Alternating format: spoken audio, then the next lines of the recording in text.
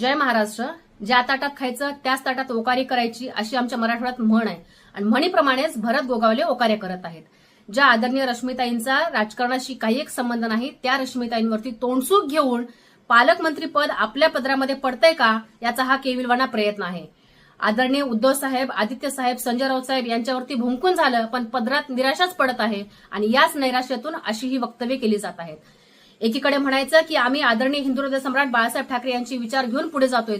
हे अशा पद्धतीचे विचार आहेत का आदरणीय बाळासाहेब ठाकरे यांचे? जी स्त्री राजकारणात नाही त्या स्त्रीला मध्ये गोवायचं, तिच्यावरती बोलायचं का? कारण तर आपल्या पदरामध्ये काहीतरी पडतंय का म्हणून.